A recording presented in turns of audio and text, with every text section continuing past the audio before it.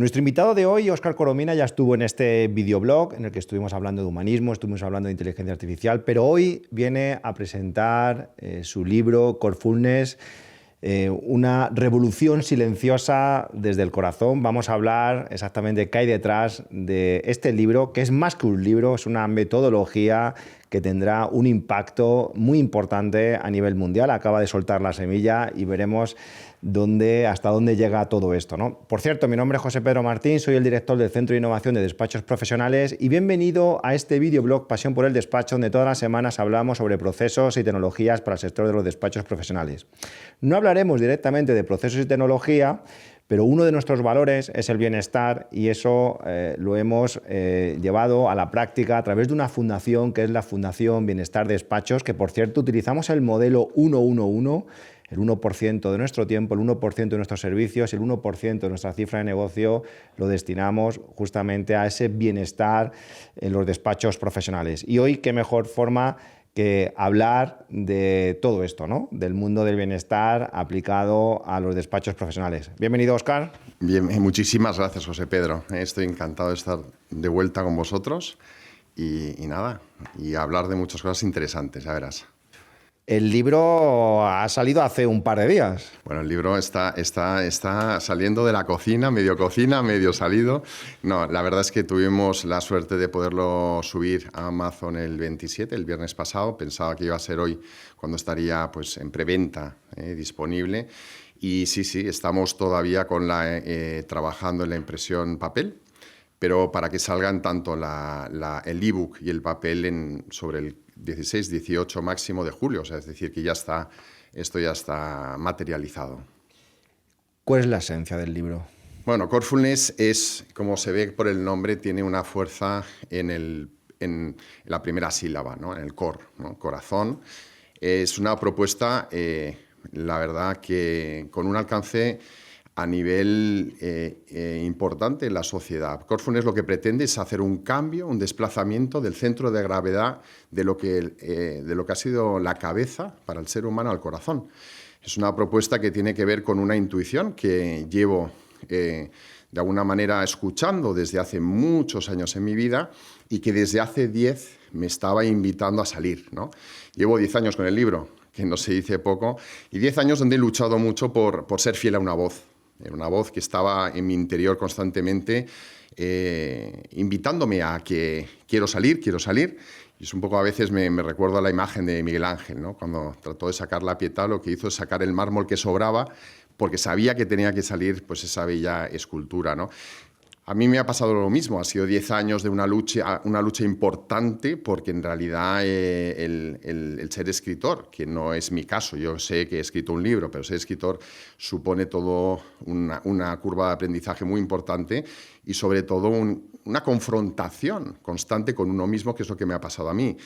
Yo he luchado conmigo mismo, constantemente ha sido una catarsis, he visto como constantemente lo que iba escribiendo un día al siguiente se movía. Y yo, no puede ser verdad, eso ayer lo tenía claro, sin embargo al día siguiente se mueve. Entonces ha sido toda una sensación de mucha frustración también, mucha inspiración y luz y sombra ha estado constantemente conviviendo hasta que finalmente en el mes de septiembre de este año, después de haber hecho todo un recorrido donde este libro ya ha pasado por 2 fases. La primera tenía un nombre que era Tiempo de Ser. Era quizás un poquito más erudito, en el sentido de que había muchas citas, estaba mucho más referenciado con todas las obras que he ido investigando y trabajando durante mucho tiempo.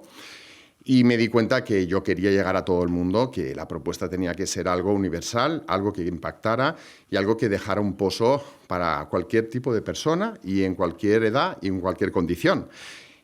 Entonces me fui a otro título que es Vives o Sobrevives. Vives o Sobrevives tiene que ver con todo un taller que siempre imparto, una conferencia que siempre ha tenido mucho éxito, porque te confronta con tu realidad. Dices, bueno, yo vivo, sobrevivo.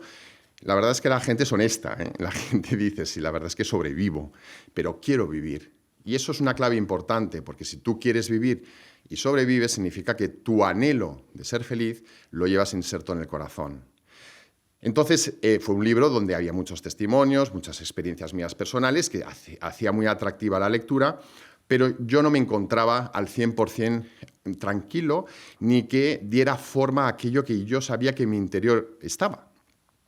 Hasta que este septiembre pasado, y fue la verdad que un momento muy de epifanía, de repente en mi casa me vino este nombre, Corefulness. Y dices, ¿Corefulness? Digo, si es que yo no tengo en la cabeza, nunca he pensado, nunca he filtrado ese nombre en ningún caso, ¿no?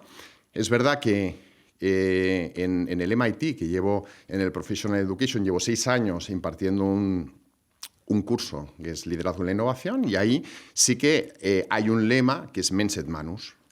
Sin embargo, el EdCore ha sido algo que se ha ido incorporando poco a poco en el acervo de lo que es la visión de MIT, de que no solamente hay que tener, digamos, las cosas claras en la cabeza, sino que hay que saberlas materializar, pero el cómo es muy importante, porque el cómo tiene que ver cómo lideran los equipos, los líderes, en cómo se lleva a cabo eso y en qué medida eso reporta no solamente pues unos resultados concretos, sino reporta una experiencia de plenitud y una experiencia de relativa felicidad en el camino, que eso es lo que de alguna manera yo he rescatado en esta propuesta. Entonces vino este nombre, me di cuenta de que realmente era un nombre inédito, no estaba en ningún lugar y, bueno, lo registramos y empezó a colocarse.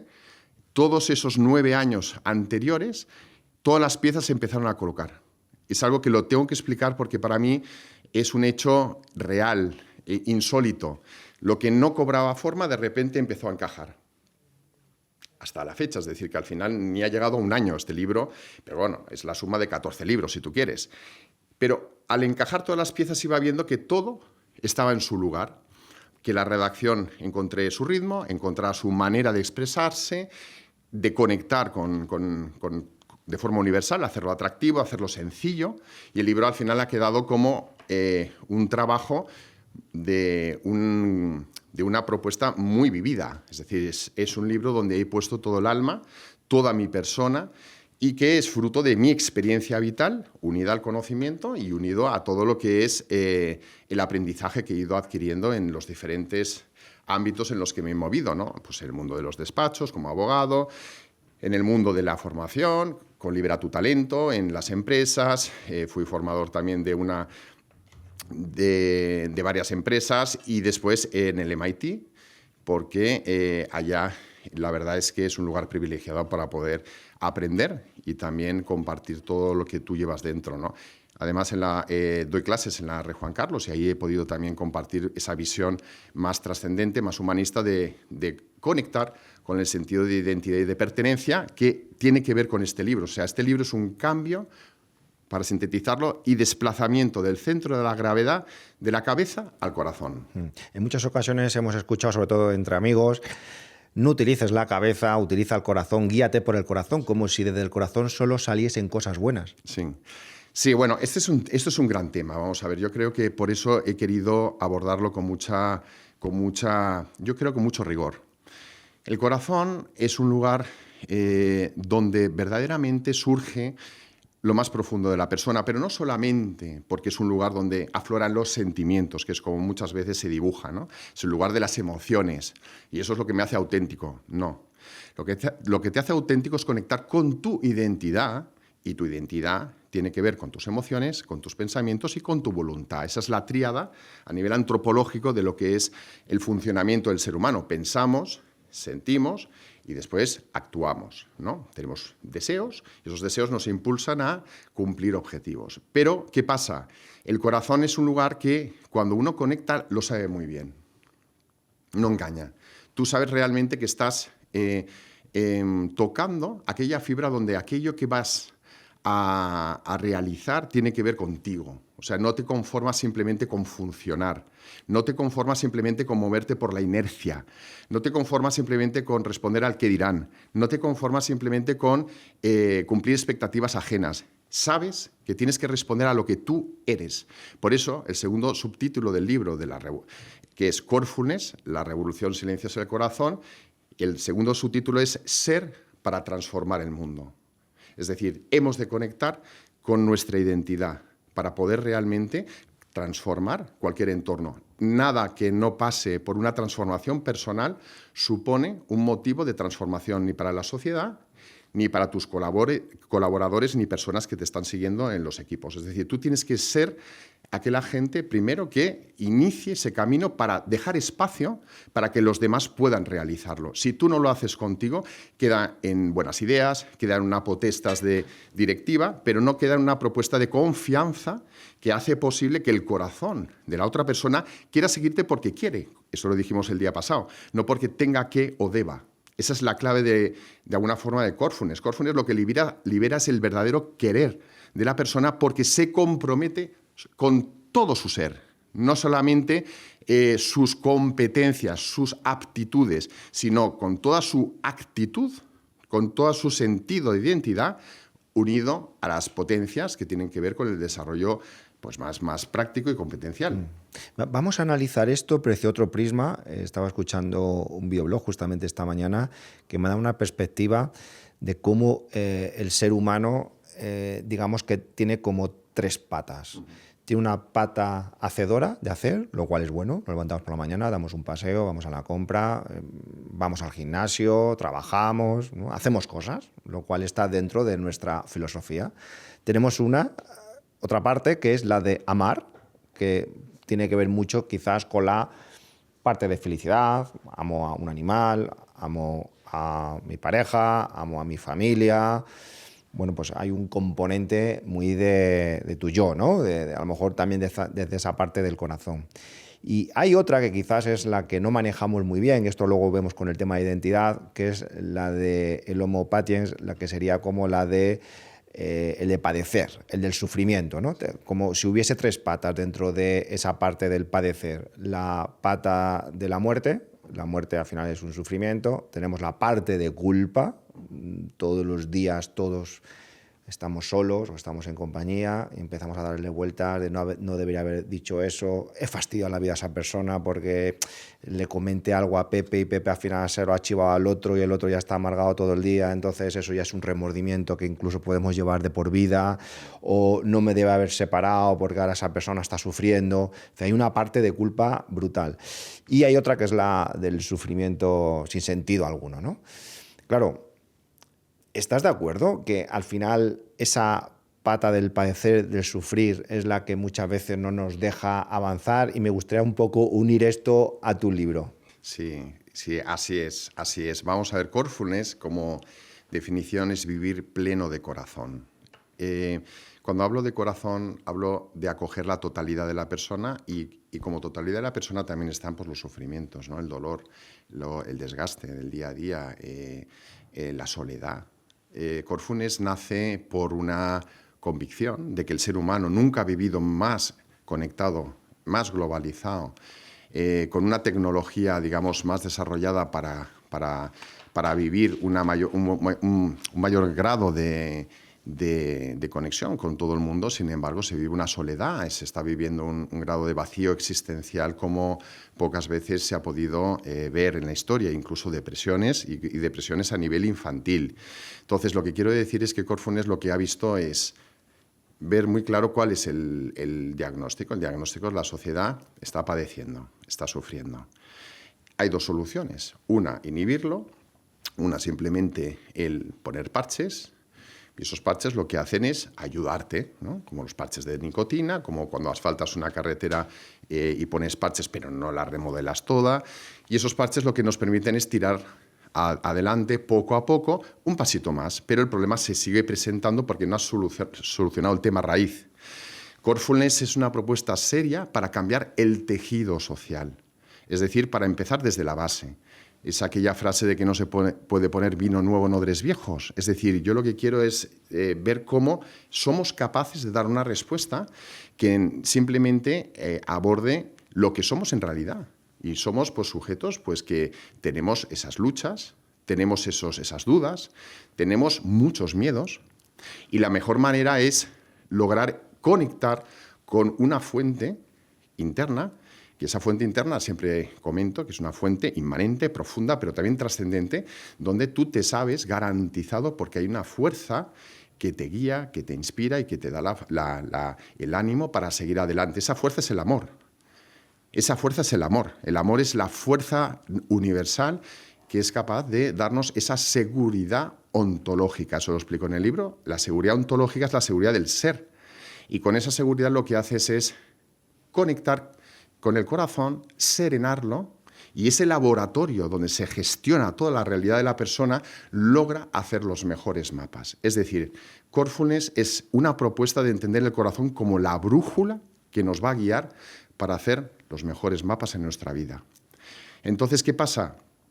Yo siempre pongo el mismo ejemplo. O sea, tú tienes una planta que de repente ves que las hojas están secas, tienes dos opciones: podarla con las tijeras, dejarla bonita, irla podando, o hacer Corefulness, que es aprender a regarla en la dosis necesaria para que no se quemen las hojas. Va a la raíz. Ese es el mejor ejemplo para que se entienda. Va a la raíz para que además tú descubras por ti mismo cómo gestar esa intuición interna de cómo regular todo tu día a día. Es decir, es una brújula real, es una brújula que tú la llevas al bolsillo y sabes por intuición cómo te tienes que ir moviendo en cada momento. Porque Corefulness lo que te pone de manifiesto es que en el corazón se mueve la intuición.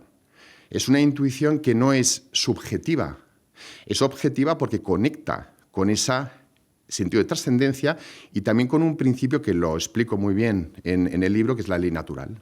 O sea, yo parto de la idea que todo ser humano necesita un punto de referencia o un criterio de referencia para poder armonizar su vida.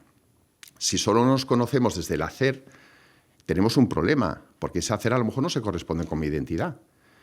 Si yo funciono a base de ideologías y esas ideologías no se corresponden con mi manera de ser, mi forma de ser, también tengo un problema, porque no conecto y me disocio, que es lo que pasa actualmente, que hay mucha parcelación y mucha disociación interior, porque no se ha conectado con la interioridad, con el centro, que es el corazón. Hay una frase que me gusta mucho de Santo Tomás, de Tomás de Aquino, y que la conecta con Aristóteles, que dice lo siguiente: así como es cada uno, le aparece el fin. O sea, que yo lo que sostengo es que en la medida en la que nos trabajamos, conectamos y habitamos y aprendemos a estar en el centro de nosotros, que es el corazón, surge una nueva mirada. Y esa nueva mirada es la que empezará a transformar la sociedad. No evita el sufrimiento, al revés, lo acoge. No evita el dolor, sino lo sufre, pero lo trasciende. Es decir, que realmente lo trasciende. ¿Por qué? Porque tiene una fuerza interna de una seguridad que le permite liberar creatividad. Esa es la clave. Es decir, el corazón, cuando está muy afinado, Corefulness trata de afinar el corazón, lo que hace es, al serenarse, es darte opciones alternativas a los problemas que se te presentan para poder dar respuestas creativas e innovadoras. Y con eso tú te percibes con mucha más capacidad de respuesta frente a los problemas que quedarte bloqueado frente a las situaciones que, por otro lado, nos dejan pues bloqueados por amenaza, por miedo, porque es la propia forma como el ser humano funciona. De repente ves una amenaza o un miedo, pues o luchas, o huyes, o te paralizas. Eso lo explica muy bien Robert Sapolsky, por ejemplo, en un libro maravilloso, que es ¿por qué las cebras no tienen úlcera? Entonces, hay maneras de reaccionar, pero hay otra manera que es conectar con el ser para desde esa serenidad ser capaces, con ese amor, con esa fuente, con esa fuerza, ser capaces de regular progresivamente toda la manera de dar una respuesta tanto a nuestra situación personal como a cualquier situación de las personas que te rodean. Corefulness tiene mucho que ver, como tú has dicho al principio, con una intuición de crear una corriente social, un movimiento, que tiene que ver con los cuidados. Para mí es muy importante, después también de mi propia experiencia personal, cuidando a un familiar muy querido durante 2 años y medio con leucemia, el poder estar presente en la vida de cualquier ser humano para que pueda conectar con una expectativa de felicidad y de plenitud mucho mayor con la que se puede encontrar en este momento. Y hasta el último rincón del mundo vamos a llegar. ¿Tú crees que de base venimos conectados al corazón y que es con el tiempo cuando nos podemos desconectar? Absolutamente, lo afirmo. O sea, yo lo que afirmo es que en lo más profundo del corazón reside lo que es el concepto de tu existencia.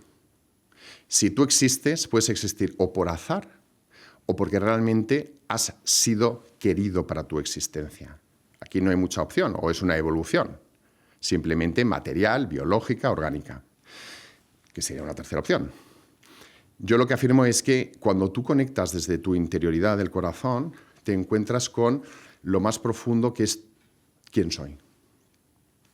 El quién soy tiene que ver con yo soy alguien que no soy un otro, que es lo único que tú te puedes llevar. Eso sí lo sabes. ¿Y por qué lo sabes que eres un alguien y no un otro? Tú eres José Pedro, no eres Óscar, pero esto lo sabes. Y si lo sabes es porque hay algo definido en tu interior, sellado de origen. Y cuando conectas con ese sello de origen, con ese sentido profundo de tu identidad, surge la clave. Te sabes profundamente amado. Eso es una realidad que yo simplemente lo que hago es, cualquiera lo puede poner en prueba. Es decir, aquí lo importante no es creer simplemente lo que yo pueda estar explicando. Digo, tú ponlo en práctica y ya verás si sucede algo o no sucede algo. Y mi confirmación es, todo ser humano es un acto de amor. Todo ser humano. Y si tú conectas con lo más profundo de tu ser, sabes que en tu corazón lo puedes haber soterrado, lo puedes haber ocultado. Tu vida ha podido ir por un lado que vive desconectado de esa realidad, pero siempre, siempre, aunque el camino haya quedado de esas piedras, ¿no?, lleno de hojarasca para no encontrar la vuelta al hogar, siempre hay una posibilidad de volver a ese hogar. Y si somos muchos los que nos lanzamos a esa propuesta de estar al lado de las personas para que encuentren su hogar, no me cabe duda que este mundo se transformará, y se transformará de una manera maravillosa. Porque esa revolución de lo humano no es una revolución violenta, es una renovación progresiva. Como hace la naturaleza, todas las transformaciones las hace progresivamente, las hace con serenidad. Y eso es lo que permite que poco a poco se trabaje desde el fondo. Entonces, bueno, hay que salir con mucho impacto, y eso irá capilarmente conectando por todos lados en el mundo, y eso hará un efecto multiplicador que ahí sí que nadie sabe en qué medida eso va a poder tener un tiempo corto, medio o más o menos largo. Vamos a intentar tocar esto un poquito más, porque alguno, como yo, estamos ahora mismo perdidos. Conectar con mi yo, conectar con mi esencia, conectar con el corazón, pero no termino de visualizarlo. ¿Cómo toco mi corazón? ¿Cómo entro a mi yo? Esta tarde cuando llegue a casa, ¿cómo hago eso? Sí, vamos a ver, yo siempre pongo el mismo ejemplo. Cuando tú estás enamorado, lo sabes, ¿verdad? Cierto. Y te preguntan, ¿y por qué estás enamorado? Mira, es que no, lo sé, lo sé. Hay una región en el interior del ser humano que es muy bonita, que es la región más profunda, donde nace una certeza de esa intuición. El corazón metafísico que planteo es una realidad donde cada cual, en la medida que conecta, se sabe progresivamente en ese amor, en esa participación de ese amor que le constituye, porque somos un acto de amor. Y entonces, en la medida en la que la persona va conectando con esa certeza, lo primero que va sucediendo es que todos los miedos empiezan a disolverse. Primer paso importante. Entonces, por eso sabrás que estás conectando con el corazón. 2. Los juicios sobre los demás, las críticas y los prejuicios van desapareciendo también progresivamente.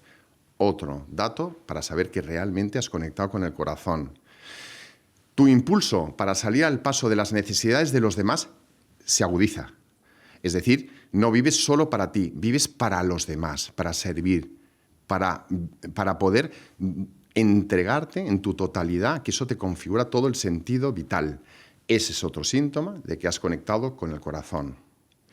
Y el libro te explica muchos, es decir, y ahí verás cómo hay una serie de indicadores que son indelebles, porque se suceden. Y cuando suceden te das cuenta realmente de que existe un flujo en tu interior, una armonía que hace que tu mirada sea diferente. Mira, esto me ha pasado ya un par de veces acompañando a personas. Yo cuando acompaño a personas, lo que sí sé que puedo hacer y hago pues relativamente bien es conectar con su corazón, ¿vale? Por eso para mí el poder explicitar lo que es una teoría del corazón es sencilla porque la he ido viviendo constantemente en mi quehacer diario, no solamente pues, en el acompañamiento personal, sino pues, como abogado, como empresario, como emprendedor, como formador, como speaker. Yo conecto primero con las personas y después dialogo.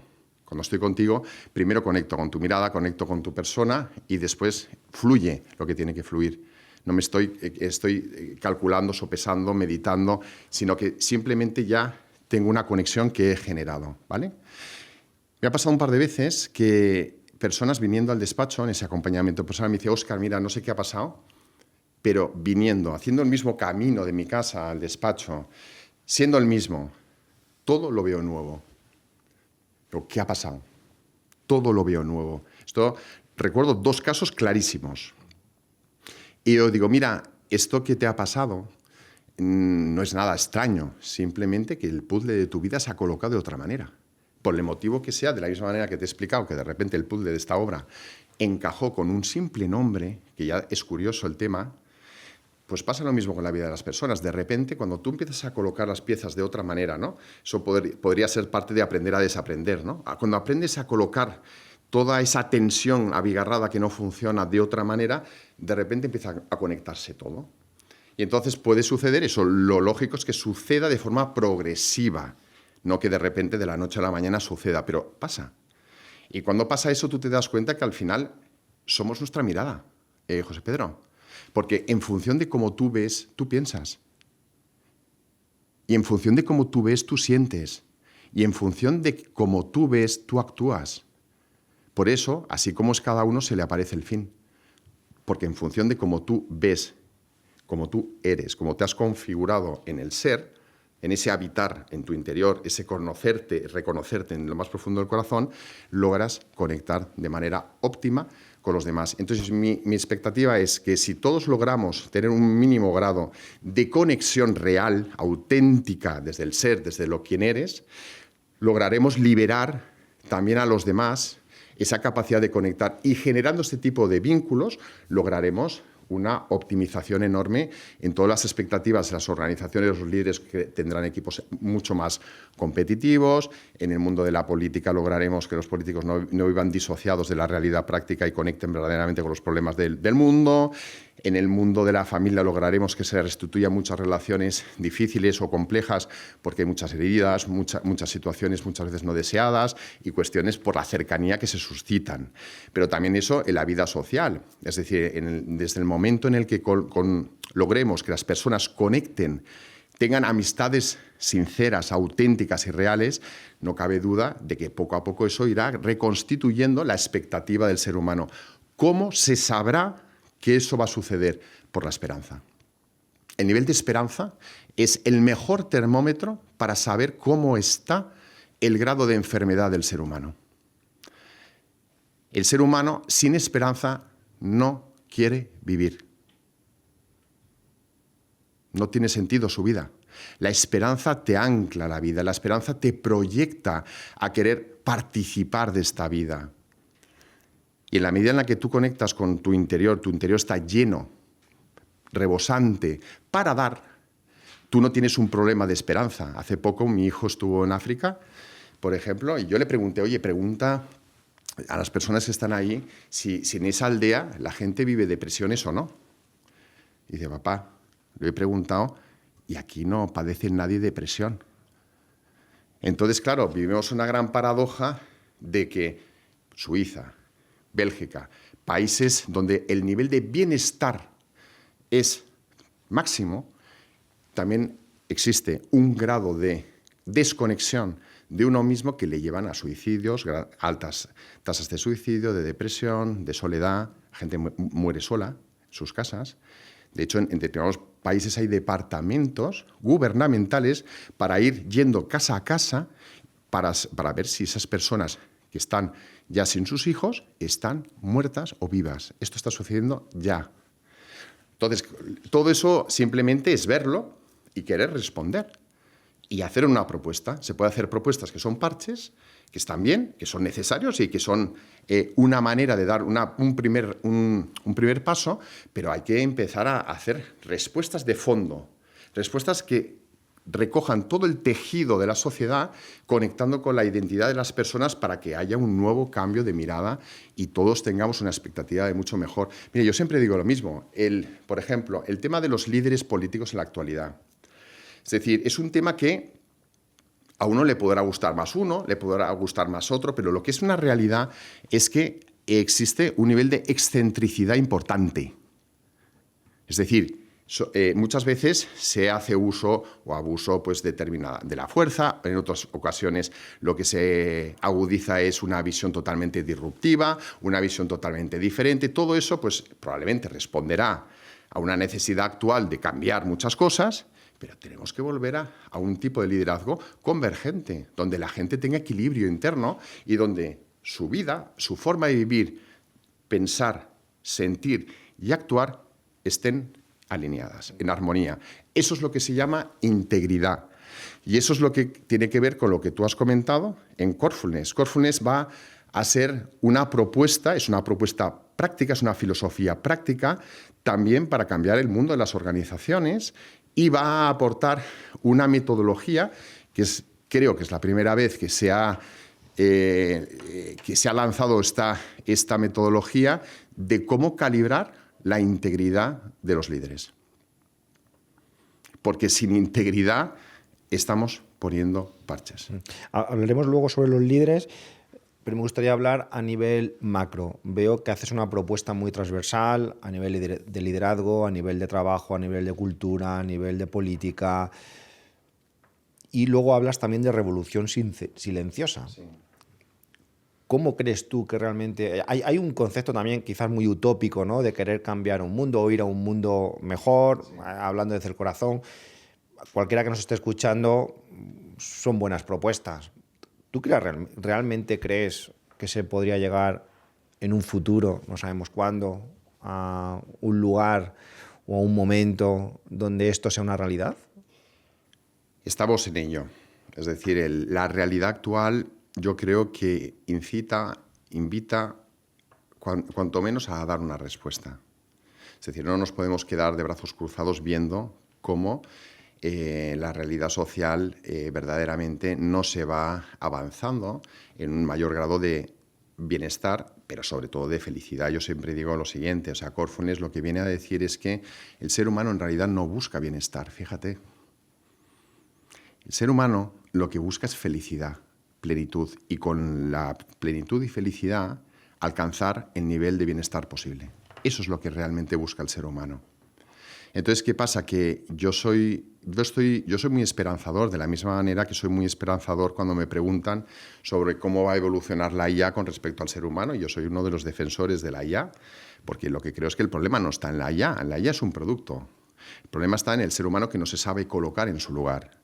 Y entonces ve su propio producto como una amenaza.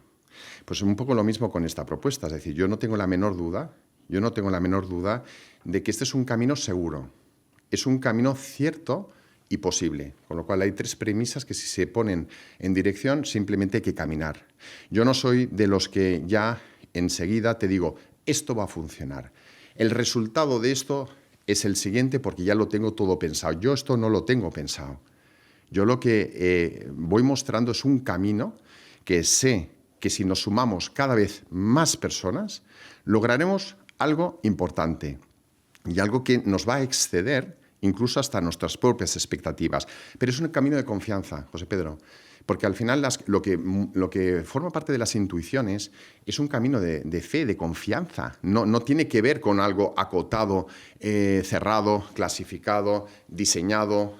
No, tiene que ver con algo que te brota de tu interior y sabes que eso te merece la pena dedicar tu vida, dedicar tu tiempo, dedicar tu esfuerzo, tus recursos, por algo que sea simplemente salir al paso de las necesidades de un mundo que no es un mundo mejor, utópico, es un mundo real. O sea, Corefulness lo que pretende es crear un mundo real, mejor, pero real, no con ideologías que te llevan constantemente a espejismos que nunca se cumplen. Por eso, como comento muchas veces, que Corefulness es transideológico. Y eso lo digo siempre en todos lados, porque trasciende cualquier ideología. No está en posición de evaluar o valorar en función de cómo cada uno ni piensa, ni siente, ni actúa. Está conectado con el corazón, porque parte de la certeza que en el corazón humano todo el mundo tenemos una conexión universal. De hecho, en Roma, el Jus Gentium, es decir, todos los principios del derecho organizadores de la sociedad tenían mucho que ver con la ley natural, con el Jus Gentium, es decir, con principios que tienen que ser comunes con independencia de dónde vivas, de quién seas y de cualquier situación. Porque si no podemos pensar que existen principios ordenadores universales, el ser humano es una torre de Babel, es una imposibilidad. Es decir, ya tendríamos que renunciar a lo que tú dices como mundo mejor. Es el mundo posible. Entonces estaríamos hablando en un discurso de que vamos a crear el mejor mundo posible. Y lo que estamos hablando es crear un mundo mejor. Y cuando hablamos de mundo mejor es porque hay una expectativa real que ya procede, universal, de todo ser humano, para hacer posible algo que nos una. Que no haya violencia, que haya mucha más integridad, que haya mucha más y mejor conexión entre las personas, que haya una composición de vínculos, compromiso, fidelidad, lealtad, respeto.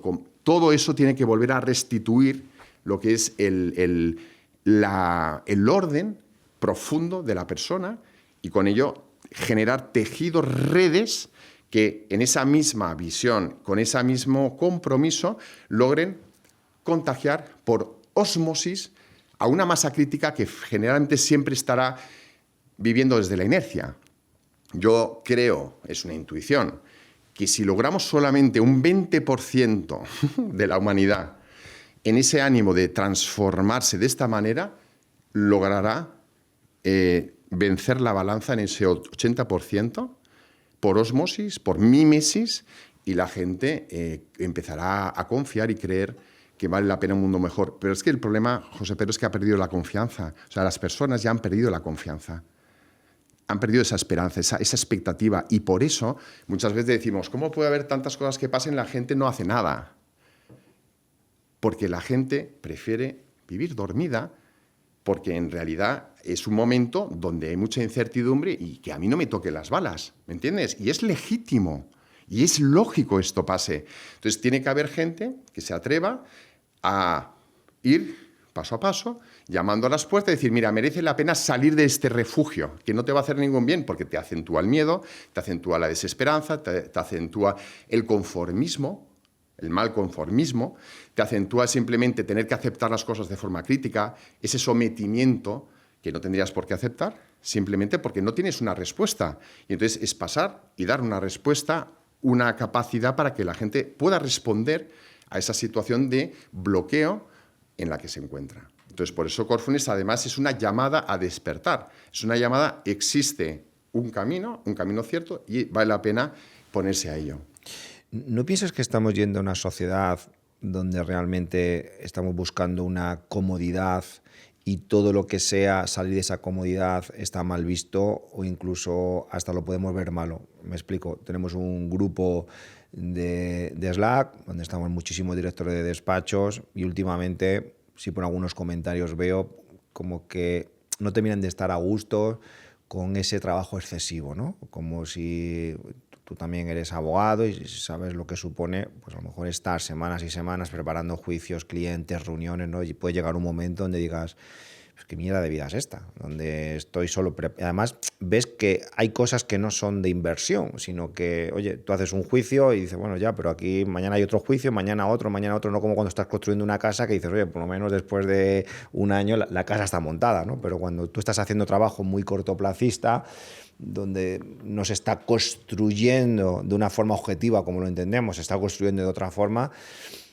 Y yo creo que, y yo les lo decía a los compañeros, digo, si lo miramos así, puede parecer que no tiene sentido, pero oye, gracias a ese esfuerzo estás aprendiendo, estás dando de comer a tus hijos, estás pudiendo crear un mundo mejor.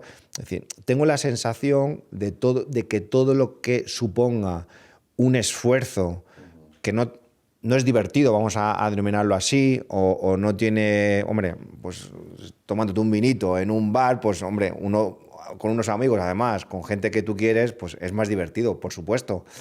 Pero no sé, tengo la sensación de que estamos cayendo en que ese trabajo excesivo que hacemos cuando, oye, si detrás hay un propósito, si detrás hay un sentido, y dirá, hombre, pero también hay que vivir, ¿vale? Pero que alguien tiene que hacer eso, el dinero tampoco cae del cielo, también vivimos en un mundo capitalista. Entonces, me gustaría saber un poco tus reflexiones al respecto, porque esto es algo muy común y yo creo que muchas de las depresiones, no estar a gusto con tu vida, es incluso en pareja, ¿no? Me decía un amigo que algo que aparecía en su casa cuando discutían es en qué nos hemos convertido, ¿no?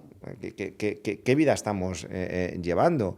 Entonces esto hace que, sobre todo cuando eres ya más mayor, ¿no? Esto te lo da un poco también la madurez, es esa parte de que no estés a gusto con lo que has hecho en tu vida, ¿no? Que solo has trabajado, digo, ya, pero gracias a ese trabajo también a lo mejor has dejado un mundo mejor, has podido dejar una familia, tú también te has realizado. No lo sé, yo creo que aquí surgen muchas dudas de dónde está el límite del exceso en trabajo, etcétera, ¿no? Esto es una duda que vamos teniendo todos los días. Sí, fíjate, José Pedro, yo tengo una gran convicción que de esta manera, conectando muy bien con este propósito de Corefulness, uno logre tener ese equilibrio para no perderse, digamos, en la parte, ¿no? Que conecte siempre con ese todo de sentido. Como bien dices, el tema no es lo que hago, es cómo lo hago. El problema es qué sentido doy a las cosas, qué trascendencia encuentro en lo que hago, cómo quiero que eso cambie, pues, pequeñas cosas del mundo, sabiendo que esa contribución es un paso necesario para que este mundo sea mucho mejor. Ya no solo trabajas por, digamos, objetivos de tu propia familia, que eso está muy bien, ni simplemente por dar resultados de eficiencia y eficacia, sino que también quieres generar un impacto en la vida de las personas. Yo creo que cuando tú tienes muy claro el querer dejar un legado, algo más allá de simplemente el sentirte parte de la pieza de un engranaje, logras un grado de plenitud mucho mayor. Yo creo que la cuestión es muchas veces que el fantasma está dentro. Es decir, cuando tú estás trabajando y encuentras roce, encuentras dificultad, falta de tiempo, falta de recursos, tienes una voz interior que te está golpeando y te está censurando y te está haciendo sentir mal. Y dice, bueno, ¿para qué te sirve tanto trabajo si después los resultados son estos? ¿Para qué sacrificarte tanto por un cliente si después a lo mejor no es una persona agradecida? ¿Por qué tú te merece la pena hacer esto si después no llegas a casa tarde, de repente te encuentras en una situación que no puedes más, estás con mucha ansiedad, hay discusiones en casa, porque al final tú trasladas también esa carga y esa presión? Y yo lo que digo es que lo que tenemos que empezar a tener conciencia es que cada instante, cada momento es una lucha con uno mismo. Es una oportunidad de vivir ese presente para liberar todo aquel ruido que nos hace que estemos constantemente agitados. Y yo tengo una certeza. En la medida y en el modo en el que uno diariamente, en cada minuto de vida, pone todo su ser, con todo su sentido, con el cómo, con amor, esa suma del día lo que te va a dar es una expectativa de plenitud y de satisfacción que nunca va a quedar opacada por los miedos, por las dudas, por las inquietudes, por los disgustos, porque al final tú eres una persona que logras vencerte desde dentro cualquier tendencia o cualquier inclinación a verte en tu visión limitada. Yo digo que Corefulness, además, lo que te propone es una experiencia de abundancia interior. Cuando uno vive con esa experiencia de abundancia interior, ya no tiene miedo a confrontarse con ninguna situación. Y después, que eso es muy importante, te ayuda a regular, modular lo esencial, lo transitorio, lo importante, lo urgente, porque tú no vives desde la agitación, vives desde la serenidad que te permite planear tácticamente tu campo de juego. Y si tú ves un día, por ejemplo, que estás cansado, que estás agotado, que tienes un nivel de susceptibilidad muy grande porque has dormido mal además con este calor, entonces, ¿qué pasa? El día siguiente tú tienes que trabajarte mucho más interiormente. Y esto lo tienes que saber. Y tú sabiendo que cada día tienes que escucharte para ir neutralizando todas esas aristas que van apareciendo, lo que va a suceder es que tú te conviertas en una persona muy, en ese arte de la esgrima, muy capaz de lidiar con tus propios fantasmas, con tus propios miedos. El escucharse es una necesidad vital del ser humano. Yo lo hablo en el libro. El silenciamiento de sí, el buscar el silencio, es el verdadero antídoto a la realidad actual. Cuando una persona es capaz de hacer silencio, es porque ha dicho al mundo: tú no tienes el poder de secuestrarme. Y eso es muy importante. Yo soy el que dirijo mi vida. Y cuando tú haces un acto de afirmación de que tú eres el que diriges tu vida, no es posible apretar el acelerador y poner el freno de mano. No es posible, solo aprietas el acelerador. Decía esto porque tengo la impresión de que estamos llevando ciertas actitudes infantiles al ámbito de personas más adultas, ¿no? Como esto me hace sufrir, como esto no me gusta, como, ¿no? Es decir, hay una frase que es que quien mucho ama, mucho sufre. Sí. Y es cierto. Sí. Y todo sacrificio luego va a tener su recompensa. Lo que pasa es que tengo la impresión de que queremos recompensa sin sacrificio, como un niño, ¿no? Eso es. Todo crecimiento genera dolor en los huesos. Cuando un niño crece, tiene dolor de huesos, le duele la rodilla. Todo crecimiento supone un grado de tensión que genera dolor. Lo que tenemos que aprender es a sufrir.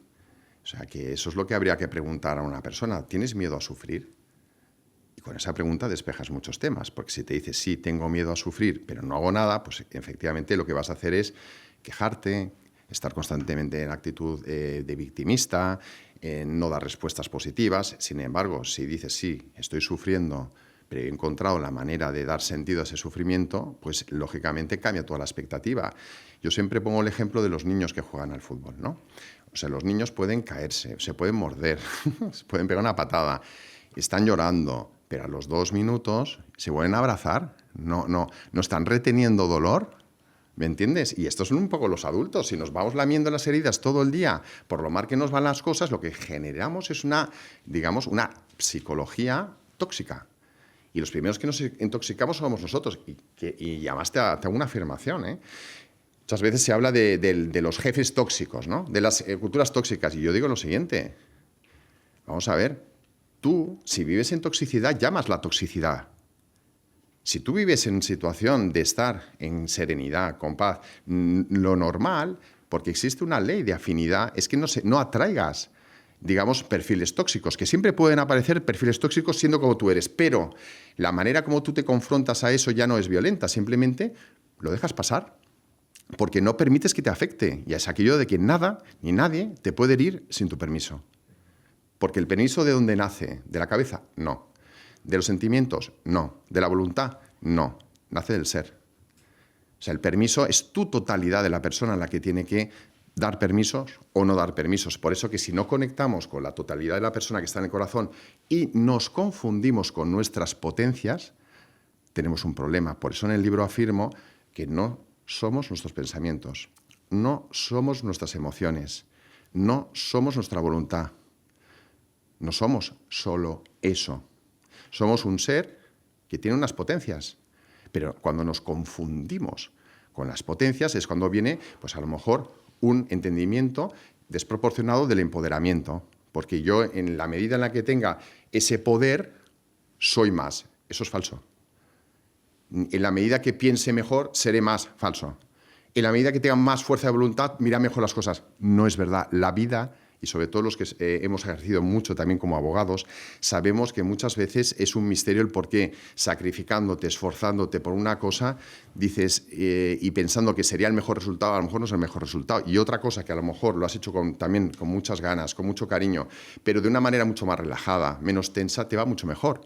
O sea que al final el voluntarismo es otra de las cargas que llevamos en la sociedad como error de pensar que nos podemos identificar en nuestro ser con nuestra fuerza de voluntad. Eso tiene mucho que ver también con ese voluntarismo kantiano, ¿no? Del deber. Por eso siempre digo que se ha de transformar el querer, el deber, el tener que, en un querer.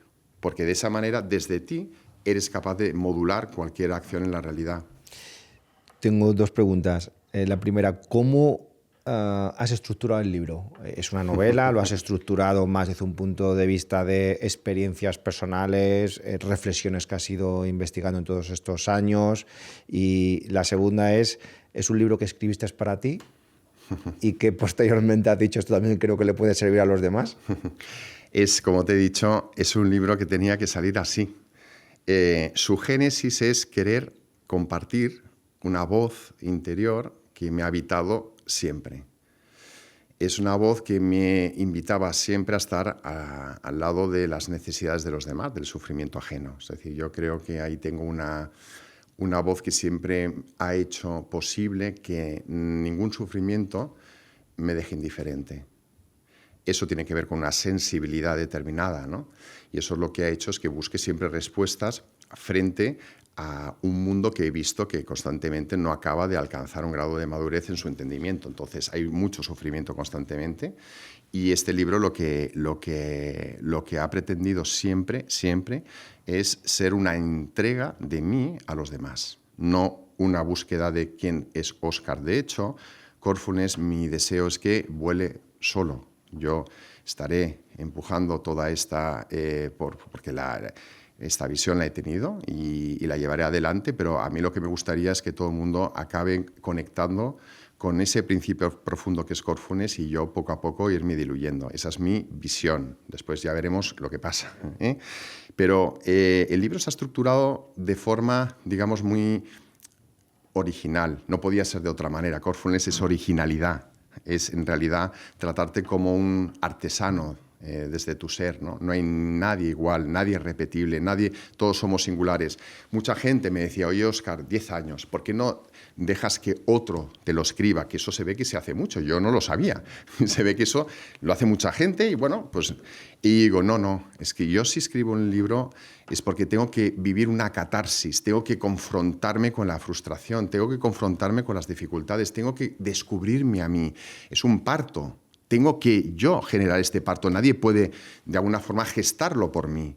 Y esa intuición la he tenido siempre, con mucha tenacidad. Yo lo que digo es que si en algo he sido verdaderamente virtuoso, es en la tenacidad de saber que algo que no se veía tenía forma y era real, que es el libro.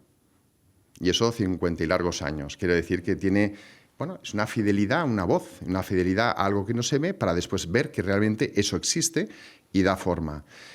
La primera parte, al final la he simplificado mucho, es toda la filosofía práctica, explicando muy bien pues, el corazón, cómo funciona, empezando con ese diagnóstico, ese análisis de la sociedad, una carta preciosa al lector que inicia un poco en cabeza, es un poco el aperitivo para que se vea un poco el estilo, la forma, la intención. Y después de todo ese camino más de ciencia, de técnica, de conocimiento desarrollado, lo que he conseguido es una estructura sencilla para que todo el mundo lo entienda. Mi hija de 12 años, porque al final yo los primeros que he querido que lo lean son mis hijos y mi familia. Y entonces, pues bueno, mi hija de 12 años, que es muy activa, o sea que no la para nada, yo era una prueba de fuego. Digo, mira, ayúdame a leer el libro.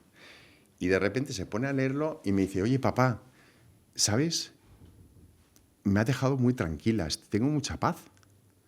Y yo digo, madre mía, porque claro, en cuanto a lo que es la densidad y profundidad del contenido, es evidente que puede captar unas capas, pero no la profundidad. Pero que ya haya conseguido la hermenéutica, la estructura, la forma, trasladarle esa paz, digo, he conseguido el objetivo. Porque en realidad es que he conseguido que conecte con una frecuencia. El libro al final es una manera de conectar con una frecuencia que tiene mucho que ver también con la música, con la manera como yo concibo la música, ¿no? Y esa estructura lo que ha armado es la primera parte que es todo el conocimiento, la experiencia en una propuesta práctica, una filosofía práctica totalmente novedosa, que espero que realmente inicie un cambio de paradigma en la sociedad. La segunda parte es la parte práctica. En la segunda parte lo que he dicho, bueno, ¿cómo se concreta eso en la realidad actual? Y entonces explico mi experiencia de liderazgo en el MIT, explico casos de éxito donde Corfúnes ya ha entrado a formar parte de la transformación de la sociedad. Explico, por ejemplo, el caso de Panaca, que es el primer parque agropecuario temático del mundo, que lleva ya muchos años funcionando, con una economía circular que ha sido capaz de transformar la vida de los campesinos. Y su fundador, Jorge Valen, pues ha querido decir: Óscar, esta filosofía es la que yo he vivido siempre dentro y quiero que la conectemos con este proyecto. Entonces estamos trabajando para, ahora cuando vaya a Colombia, que iré este final de mes de julio, para armar toda esa propuesta práctica. Eso también me ha pasado pues, en otros órdenes, en el mundo más tecnológico, con Pharma Ya, Leandro Mubarak, que es otro participante de los cursos, donde ha creado toda una startup muy potente, pues que a través de algoritmos, a través de la inteligencia artificial, pues logra secuenciar muy bien pues, los análisis médicos o incluso farmacéuticos para dar un resultado mucho más eficiente. Hay un proyecto que se llama Mirai y ese proyecto lo que trata es de detectar el cáncer precoz de mama con un cruce de datos a nivel de inteligencia artificial. Y con Leandro pues también me ha unido esa visión de buscar esa excelencia y orientado a un bien común, pero desde la filosofía de Corfounes, conectando con el corazón, conectando con el bien común. También hay otro caso, Asís Yarto, que es un amigo de aquí, de Madrid, que toda su vida, le conozco desde hace muchos años, todo lo que ha construido, es una persona muy creativa, que habla desde el corazón, que conecta con el corazón, que tiene una visión diferente, está siempre en ánimo de dejar un legado a los demás, contribuir a que los demás se sientan bien. En la pandemia renunció a cualquier tipo de beneficios para sí, para poder mantener la plantilla. Es una persona muy coherente y lo que he buscado siempre es que los ejemplos sean gente, por un lado, creativa, por un lado, muy inspirada y después íntegra.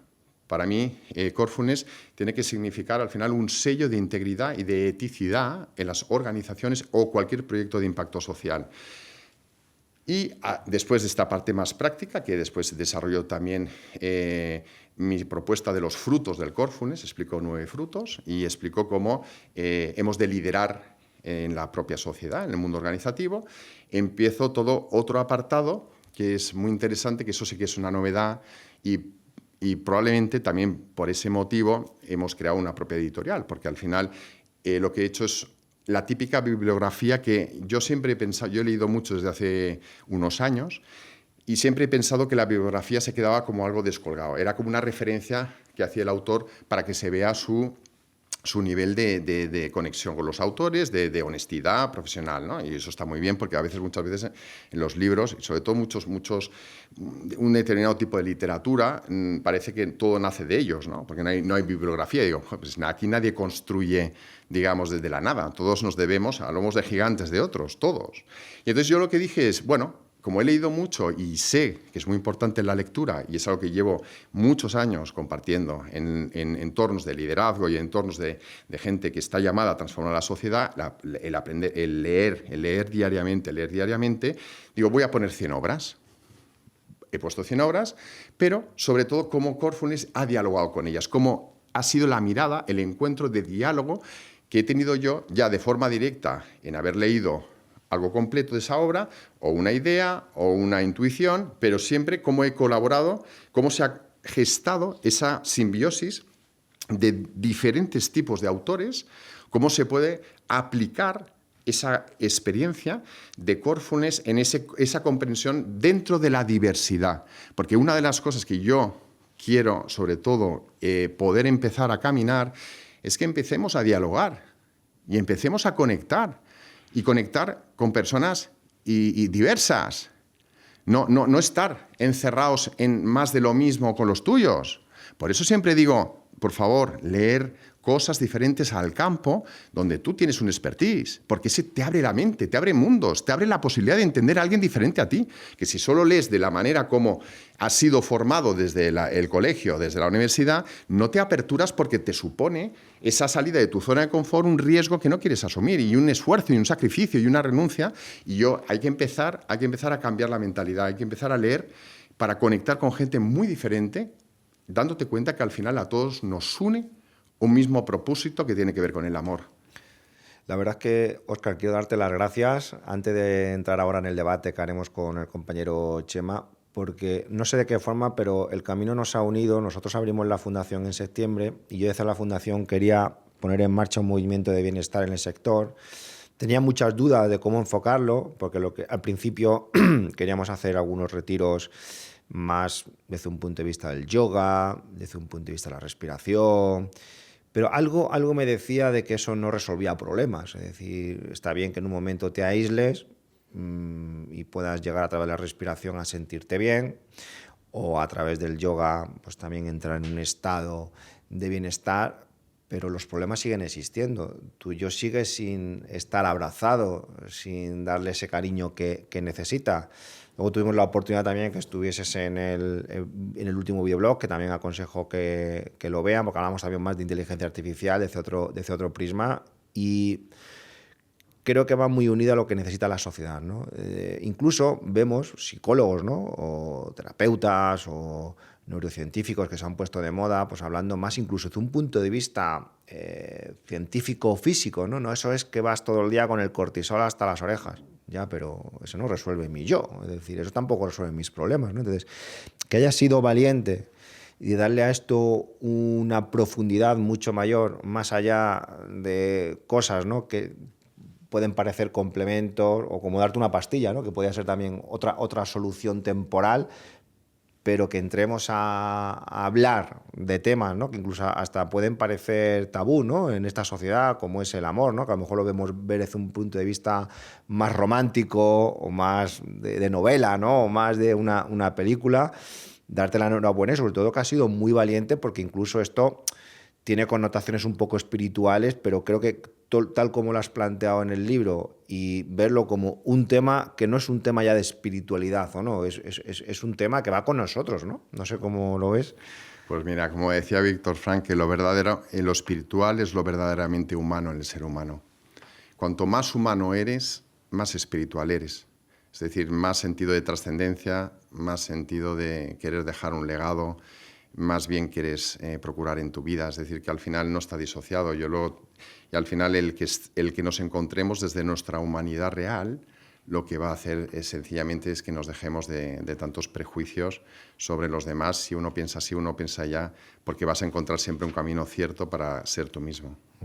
Me quedo con 3 puntos que creo que has dado aquí. Wow, esto sí que es vitamina de la buena, ¿no? ¿Cómo saber si realmente me he encontrado con mi yo? Yo he apuntado: cuando ves que pierdes el miedo, cuando ves que no criticas a nadie y te importa un pimiento las críticas, cuando te enfocas en los demás. 3 pedazos de mensajes, ¿no? Sí, sí. Además que eso es algo muy, muy revelador, porque tú sabes cuando dejas de tener ruido y de repente te liberas. Es como un disco duro que deja de estar comprimido, ¿verdad?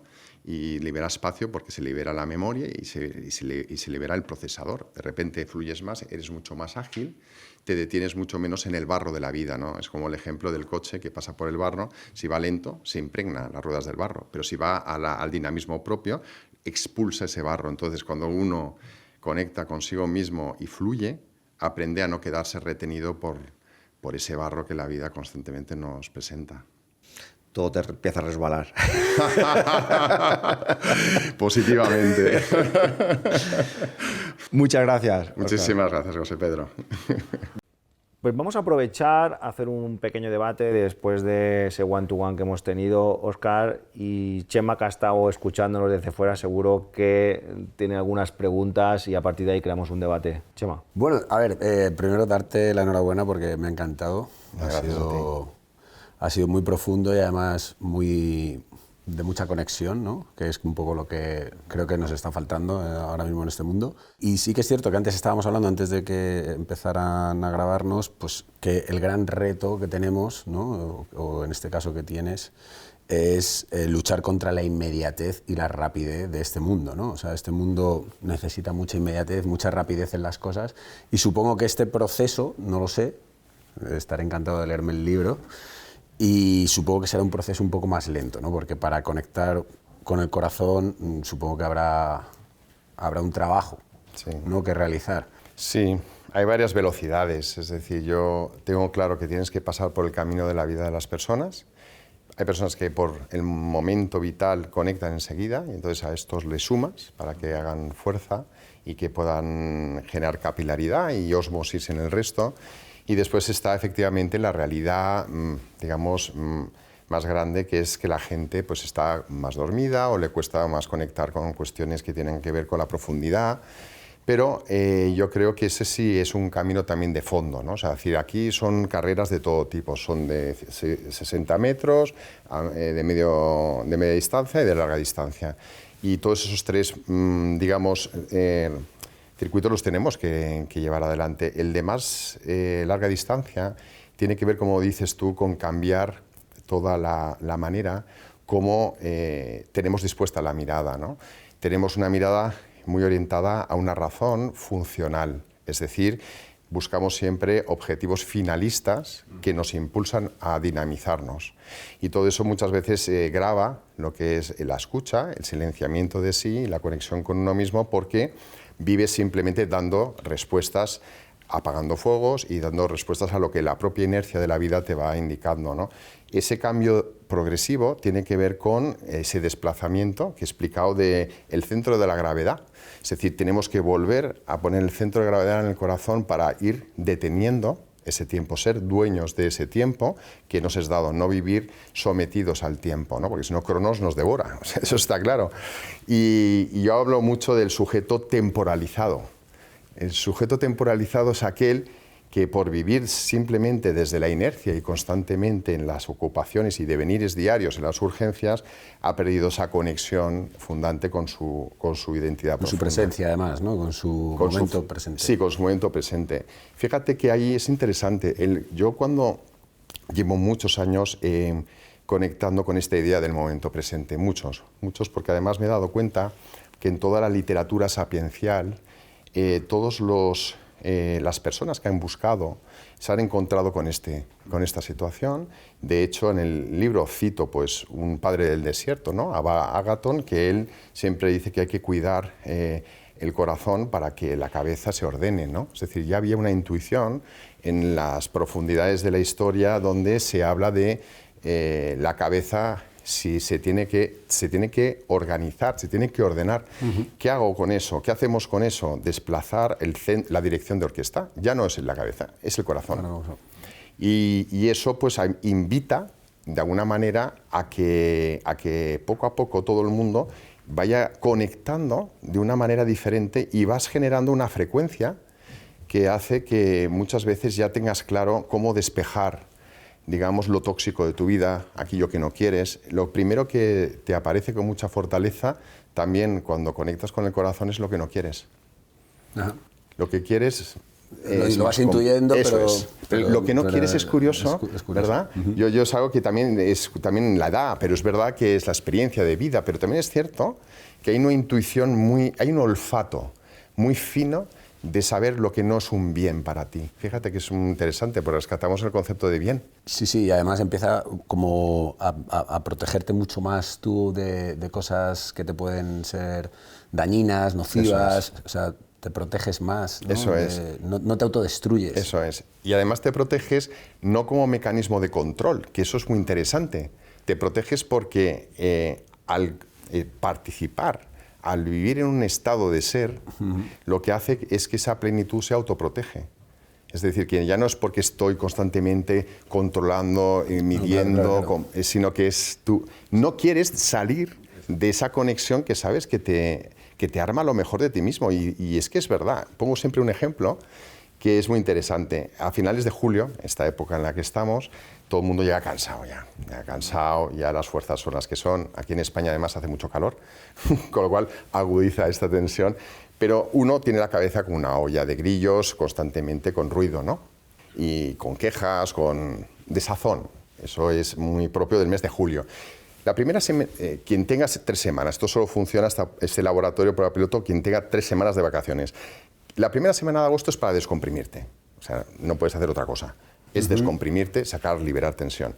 La segunda semana de agosto empiezas a encontrarte un poco mejor, empiezas a disfrutar y solamente en la tercera semana es cuando tú te ves de forma nueva, cuando de repente has logrado liberarte de toda ese ruido que te iba embargando. Y donde hacía 3 semanas solo veías problemas, quejas, críticas de los demás, de ti mismo, de mi futuro, de repente empieza a aflorar una capacidad creativa que te vuelve a impulsar, a renovar tu compromiso pues, con ese trabajo, o si tienes que cambiar, pues cambias, pero empiezas a ser otra vez tú mismo. Entonces, yo siempre lo que he dicho es, ¿por qué necesitamos 3 semanas? ¿Por qué no logramos esas 3 semanas en el hoy?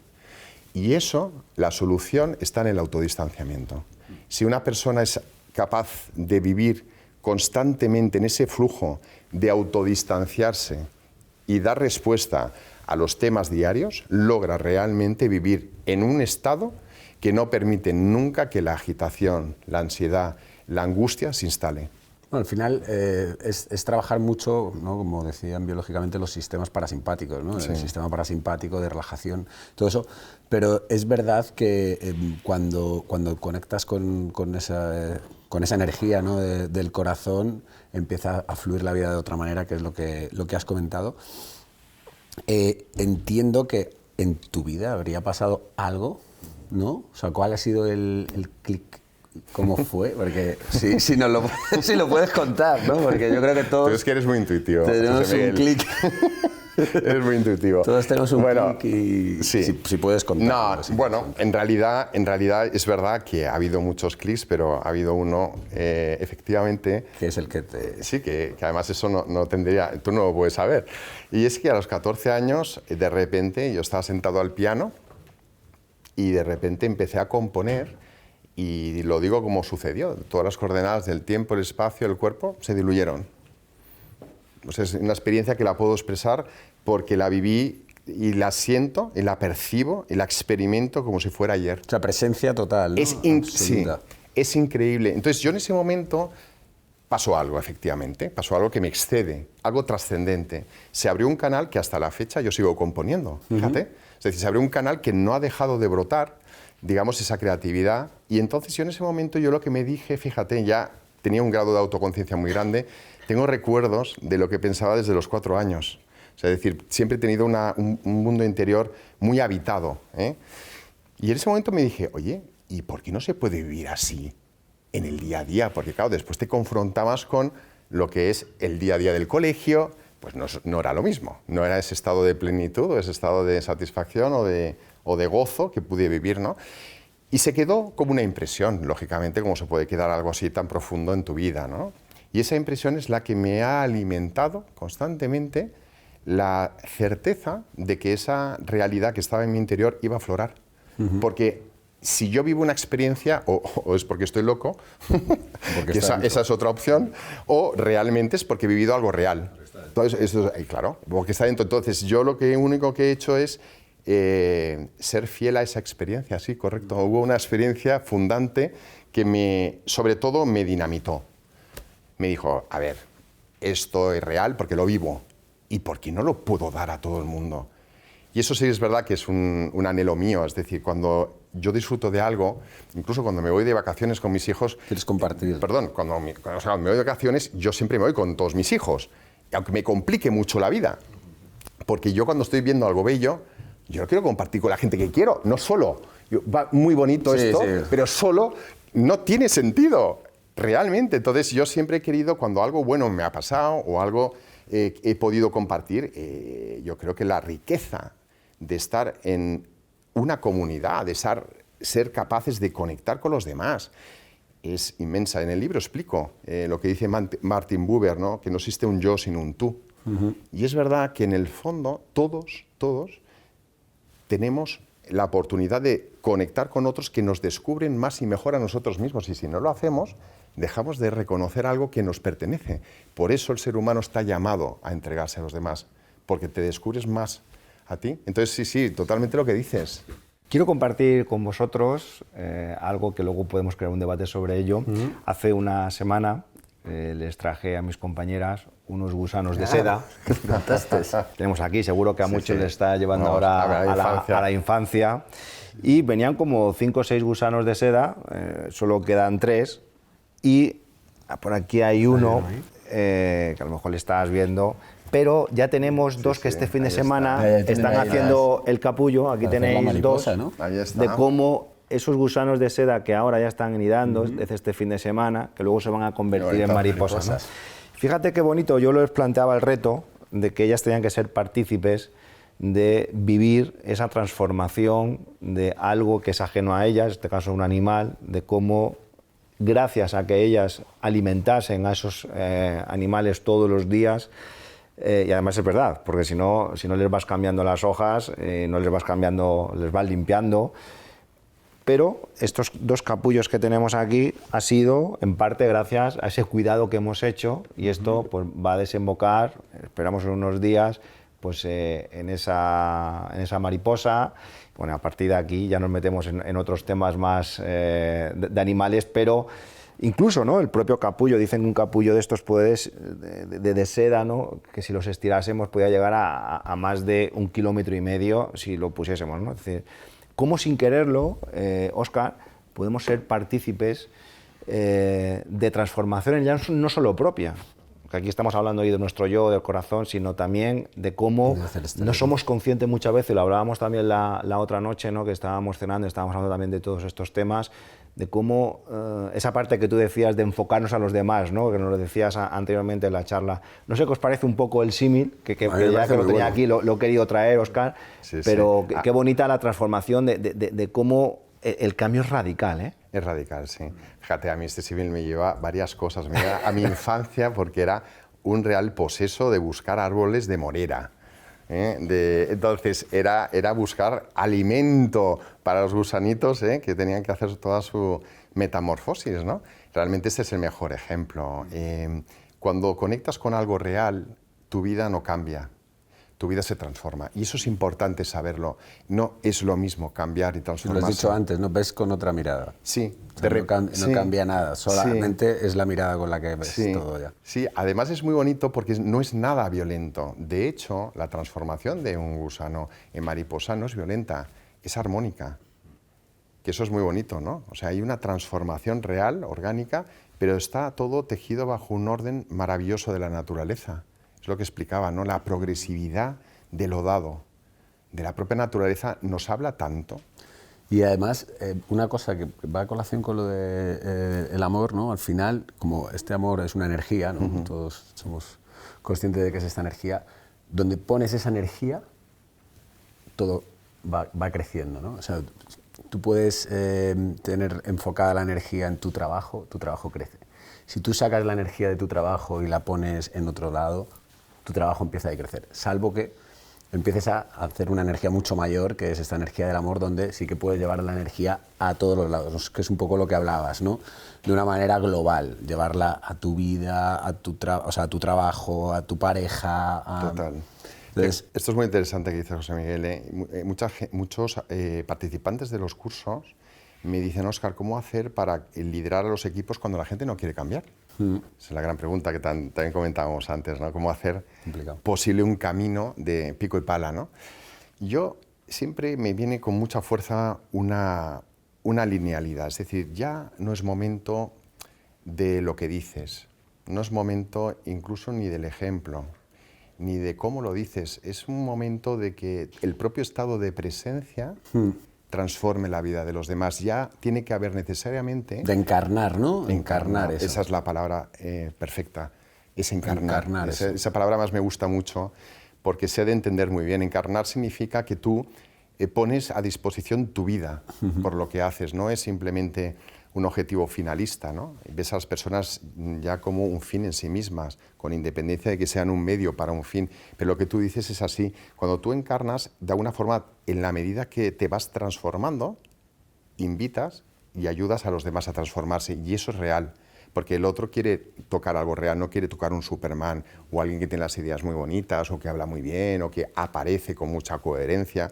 Porque la verdadera coherencia tiene que ver con vivir dejándote la vida viviendo. Muy bonito. Sí. Muy bonito, muy real además. Sí, sí. Esto lo voy a unir a la siguiente pregunta que te iba a hacer, pero ya te has adelantado, que es cómo llevar esto a las organizaciones. Sí. Y creo que ya has respondido a ello, ¿no? Sí. Intentando no solo pagar por el trabajo que los demás hacen por venir a la empresa, sino también lograr una transformación en ellos. ¿Podrías decirse así? Bueno, al final la transformación es algo que sucede en cada cual, no se puede forzar, ¿vale? La transformación surge de una disposición interior de la persona a un querer. O sea, eso es muy importante. O sea, nadie se transforma si no quiere, ¿vale? O sea, tú no puedes transformar absolutamente a nadie. Cambiar, sí, fíjate, pero transformar, no. Porque es una revolución interna profunda que está protegida y está siempre en lo más profundo, y esa es la dignidad. La dignidad es donde está, ahí en lo más profundo del ser, y ahí nadie la puede tocar. Y por eso, al final, el poder pensar, el poder actuar como líder en las organizaciones, sabiendo que el paso de tu vida, además, hace a los demás no solo mejores profesionales, sino mejores personas, esa propia satisfacción es la que tú te llevas con independencia de cualquier resultado, ¿no? Es decir, al final es cómo haces para que el paso de tu vida por la vida de los demás suceda algo, y suceda algo real, algo auténtico, algo que les permita experimentar ese concepto de eudaimonía, ¿no? de Aristóteles, de felicidad, de plenitud, de gozo, que siempre es imperfecto. De dicha, sí. Sí, de dicha, pero tú lo sabes que eso es así, tú lo sabes, tú sabes que en ese momento todas las coordenadas están bien calibradas. ¿Y eso es posible? Sí. ¿Eso es deseable? Sí, pero hace falta líderes que estén comprometidos con una manera de interioridad que en la actualidad pues hace falta todavía hacer un gran camino. Yo creo que también, Óscar, estaba pensando que tienen que darse también las circunstancias o el momento adecuado, ¿no? Porque hay gente que dice, mira, es que en este momento me acabo de separar y lo de encontrarme conmigo mismo a lo mejor no estoy en el momento. O mira, es que en el trabajo me están puteando y además me acaba de llegar un jefe ahora y, hombre, a lo mejor era mi momento de estar pensando en mi yo, en el amor, etcétera, etcétera. ¿Estoy equivocado o realmente tiene que haber un momento oportuno? La misma. No, es lo que estaba diciendo, claro. Y fíjate que al final, o sea, un líder fundamentalmente, y líder entendido como alguien que conecta con su ser, no simplemente como alguien que da resultados, tiene que percibir siempre ese momento del otro. Es decir, tiene que tener mucha empatía y mucha más asertividad. Entonces, cuando tú captas eso, tú sabes esperar los tiempos, no estás forzando los tiempos. Y todo el mundo tiene su tiempo. Eso te pasa a ti, nos pasa a nosotros. Tú coges un libro. Un día te dice mucho, otro día te dice menos, otro día, ¿cómo puede ser que este libro en un momento no me decía nada y ahora es la bomba y me ha cambiado la vida?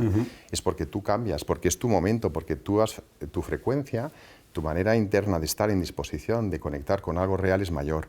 Yo lo que estoy convencido es que nosotros lo que tenemos que hacer en cualquier caso es ser imbatibles al desánimo. Es decir, eso es lo único que tenemos que aprender a ser, porque eso es difícil. Es decir, cada día, ¿no? Yo creo que también cambiar un poco el paradigma de las personas en el sentido de que piensan que la gente no cambia, ¿no? Esta creencia que tenemos como muy arraigada. La gente nunca cambia. Totalmente. La gente siempre es como es. Y digo, joder, qué gran mentira, ¿no? Que nos han contado, ¿no? Totalmente. Lo que pasa es que a lo mejor esa creencia que tenemos tan instaurada es la que nos impide ponernos manos a la obra, ¿no? A cambiar, ¿no? Pero yo estoy contigo en el concepto que has dicho de encarnar. Yo creo que es un momento donde tenemos que ser testigos vivos de esa transformación que queremos en los demás. Ya no es un momento de tantas ideas, de tantas lecciones, de tantas charlas. Es un momento de participar de algo real. Y si eso es posible, hay que iniciar ese camino. Pero yo creo que eso pasa porque demos la vida. Eso es muy sencillo. Haremos un libro y esto está muy bien y ayudará, pero si tú no encarnas... Autoterapéutico. Sí, muy terapéutico. En mi caso. No, maravilloso. Despierta, joder, digo, es que es como casi una continuación de integración cuando total. lo has dicho antes, digo, joder. No, me ha encantado, porque yo digo, joder, es que además el despertar es muy propio de lo que he estado gestando en el interior, porque el despertar es necesario. Pero el despertar al final es verdad que no se puede obligar. No. Entonces nosotros lo que tenemos que hacer es pasar por la vida de las personas y constantemente pasar y pasar y pasar, y cuando es el momento la persona de repente conecta. Sí, estar preparados nosotros para cuando... Eso es. Imbatibles al desánimo. Óscar, para terminar, hay muchísima gente que nos sigue, la gran mayoría son socios, directores de despachos profesionales. Yo sí percibo ahora mismo, y sobre todo con la inteligencia artificial, que están todos quizás cada vez más preocupados. Por un lado estamos viendo que estamos consiguiendo grandes ahorros de tiempo, porque todo es mucho más sencillo, pero estoy viendo a la gente cada vez más desubicada. No sé si estamos viviendo esto, no quiero entrar en inteligencia artificial, simplemente que la inteligencia artificial está forzando un cambio de sociedad completamente diferente en la forma en la que vamos a actuar, en la forma en la que nos vamos a relacionar, y estamos hablando de asistentes, y esto está provocando, sobre todo los directores, hasta qué punto su negocio estará o no estará. Esto supone un esfuerzo todavía mucho mayor a un cambio tecnológico. También vamos a tener que invertir, ¿no? Siempre hemos tenido la esperanza de decir, bueno, ya tengo mi negocio, pues ahora intentar vivir de las rentas, o más o menos ya tener la estructura, ya tengo la fábrica montada, ¿no? Y ahora no, es que a lo mejor esa fábrica tienes que cambiar todas las máquinas, todo el personal, todo el convenio, todo. Entonces, esto, me gustaría saber un poco tu opinión, porque esto es algo que seguro que también le vas dando mucha vuelta, también te lo preguntarán muchas veces, y me gustaría que el mensaje fuese más desde un punto de vista personal, ¿no? Es decir, esas personas que están en este momento viéndote, que son socios directores, de qué cojones hago con mi vida, hacia dónde vamos, cómo enfoco esto, porque va a traer muchas dudas dudas incluso en aquello que lo teníamos firme, que sabíamos que esto iba a ser así. Entonces, me gustaría saber un poco tu opinión global. En realidad yo soy antropológicamente muy esperanzador y muy positivo, eso lo llevo en el ADN, ¿no? Creo que la inteligencia artificial nos va a ayudar mucho. Nos va a ayudar mucho en muchos sentidos. O sea, lo primero es que una máquina, si hace mejor algo que tú puedes hacer, que lo haga la máquina. Eso es evidente, porque no tiene otro sentido de que algo lo hace más rápido, lo hace mejor, y si cumple una función, pues adelante, ¿vale? El tema es que nosotros lo que tenemos que ver en todo eso, que todo el suelo se mueve, es dónde nos agarramos bien. Y entonces, si tú te quieres agarrar en algo que se mueve, es imposible. Por tanto, lo que acentúa es la ansiedad, la angustia y los miedos.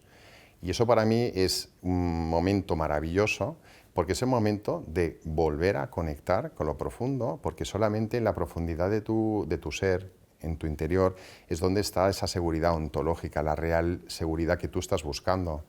Entonces yo tengo la convicción, como pasó por ejemplo uno de los casos que explico, ¿no? en el libro, una persona altamente cualificada en el mundo de las tecnologías, que su problema era cómo hacía la venta de una especie de sistema informático que lograra secuenciar los análisis de laboratorio mucho más rápidos, pero cuando lo presentaba a diferentes empresas lo veían como una amenaza a los puestos de trabajo.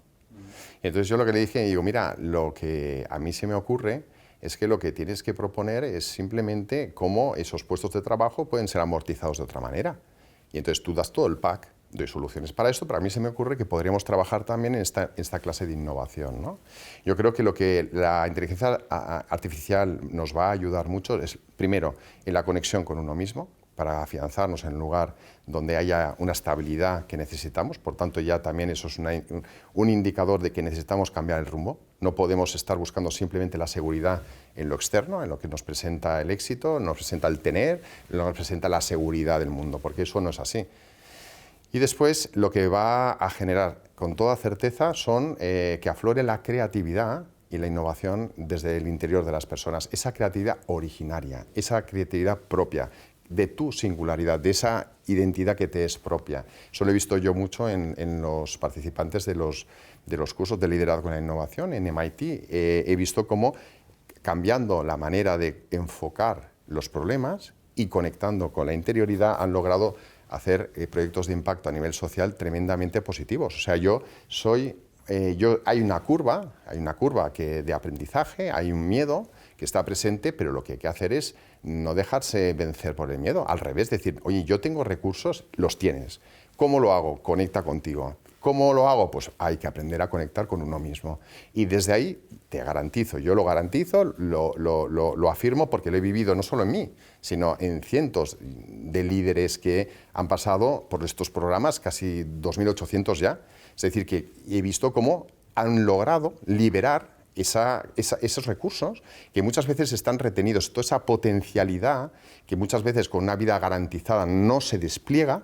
Con este movimiento de tierras lo que va a propiciar es que uno aprenda a descubrirlas. Y para mí eso es una muy buena noticia. Y después lo que hablábamos nosotros, ese despertar. Sí, yo soy un loco del positivismo y intento buscarle todo positivo, ¿no? Entonces llegué a una teoría muy loca que era que habíamos creado de forma inconsciente esta IA para volver a recuperar ese ser humano que no tenemos, ¿no?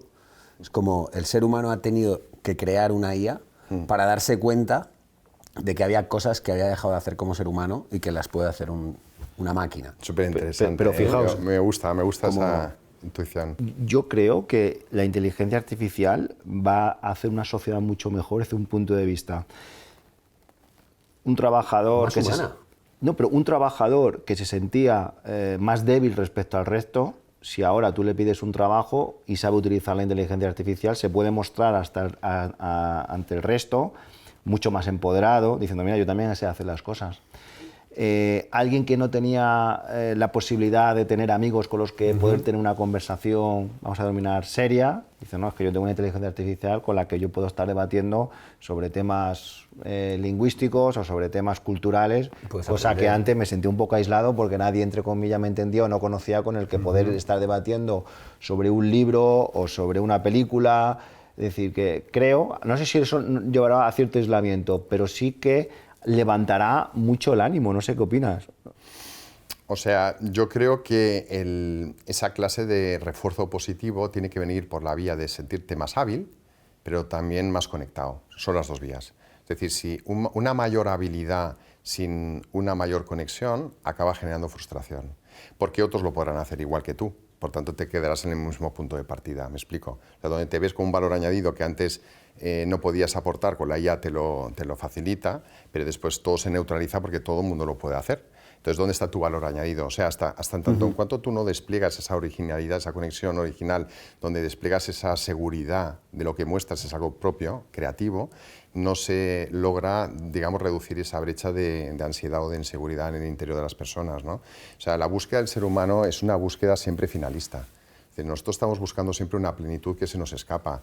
En ese cómo hacemos lo que hacemos, de donde reside la clave, es decir, con qué calidad de amor, con qué calidad de presencia, con qué calidad de ganas de hacer un bien, ¿no? O sea, todo eso es lo que tiene que estar aflorando, y yo creo que realmente si la IA viene para mostrarnos ese camino, efectivamente, es que es un gran paso para la humanidad, y creo que todos deberíamos de tener esta clave, ¿eh? No perdernos en los miedos, no perdernos en las brechas de aprendizaje.